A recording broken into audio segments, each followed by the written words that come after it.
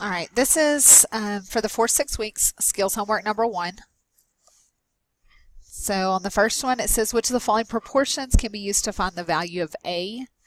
And you don't have to solve it, you just have to find which proportion matches. Okay, remember we want to make these to where you're looking at corresponding sides. So you would need to imagine this one flipped around to where it matches this one, and then see which one compares them in the same order.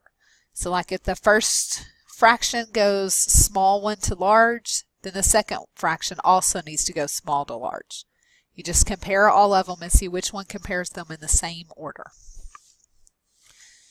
Number 2, remember these right here are your hints.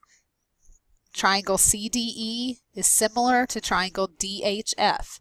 So you could solve it without ever even looking at the picture, just by using those sides, those lines of the triangle. Number 3, on a map, 1 centimeter equals 5 kilometers. So that's the scale that you're going to use. So set you up a proportion comparing centimeters to kilometers, and then fill in your proportion and solve it. The 1 and the 5 will go on the first part, and you have to figure out where the 20 goes and then solve your proportion. Number 4, we're looking for the length of YZ. So we're looking for this length right over here. So set you up a proportion using the sides that you know. We can't use the 8 because we don't know the corresponding side. The 15 corresponds to the X, and then the 9 and the 6 correspond. So these two are the ones that you're going to use first to help you. So I would say large triangle over small, and then set up your proportion. That's not the only way to solve it, but that's one way. Okay, number 5. So it says, what is the perimeter of triangle WXY? So perimeter means add all sides. So we've got to find this missing side right here and this missing side right here, and then find the perimeter. So use the 2 corresponding sides that you already know. Set you up a proportion using this to start with, and you're going to need 2 of these because you have 2 missing sides.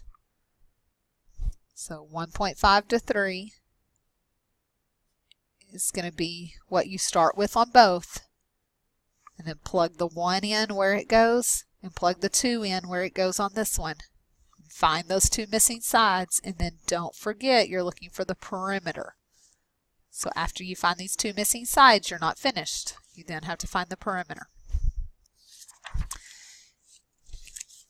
Okay, number 6, Sam makes a drawing of a house. He uses a scale of 3 centimeters equals 10 meters.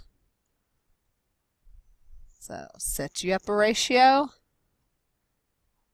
using your scale as the first ratio, and then plug the 4 in where it goes and solve the proportion.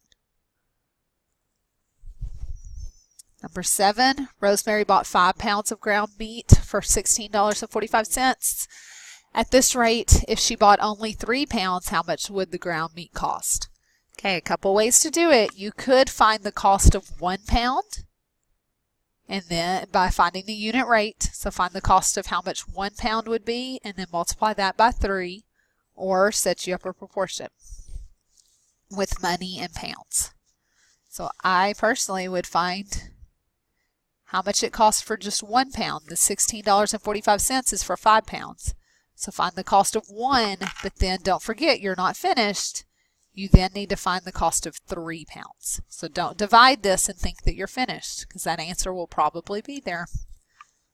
You got to find for 3 pounds.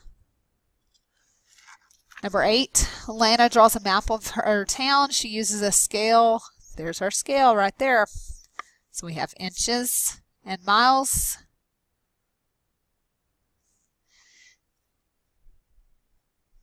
So set up your proportion, your 2 ratios, and solve for the missing number.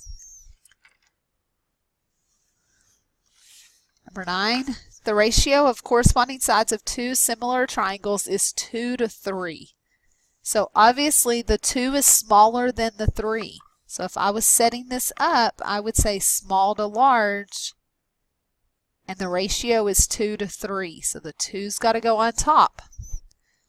The sides of the smaller triangle are 16, 24, and 28.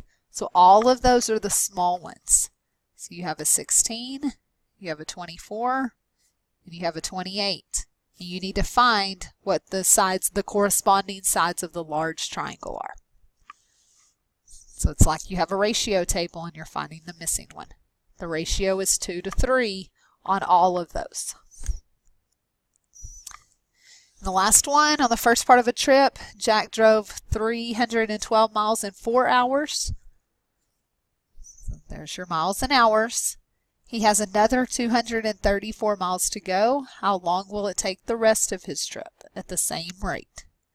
So you have miles and hours. So you've got 3 numbers. Plug them in there and find the one that's missing. Don't forget, you have to show me your work to get full credit.